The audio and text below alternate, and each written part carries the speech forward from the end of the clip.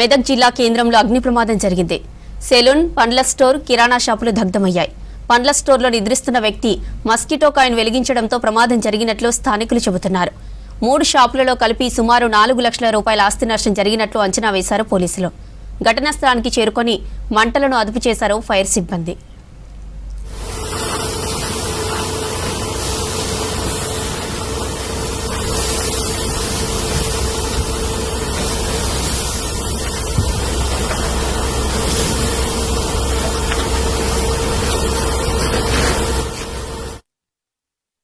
Night యాక్చువల్గా 1:40కి మాకు call వచ్చిందండి పోలీస్ డిపార్ట్మెంట్ దగ్గర నుండి.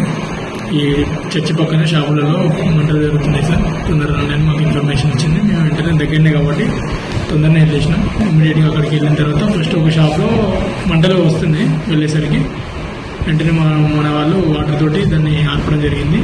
కాకపోతే పక్కన ఉన్న షాపులు కూడా దగ్గర ఉండడం వల్ల వాటికి కూడా హీట్తోని ఆ కింద నుండి ఆ పక్క షాపులకు కూడా వ్యాపించింది ఫైర్ అనేది. అయితే ఆ షాపులు క్లోజ్ చేసి ఉండడం వల్ల వాళ్ళకి ఇన్ఫర్మేషన్ ఇచ్చినాం. వాళ్ళకి కాల్ చేస్తే వాళ్ళు రావడానికి కొంచెం ఆలస్యమైంది.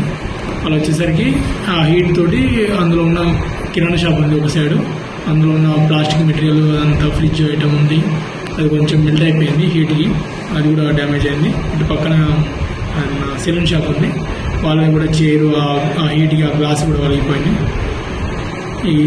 దీనికి ఊహించిన కారణం ఏంటంటే ఆ మధ్యలో మిడిల్లో ఉన్న షాప్ అతను దోమలు రాకుండా అందులోనే పడుకుని ఉన్నాడు యాక్చువల్గా నైట్ అంతా.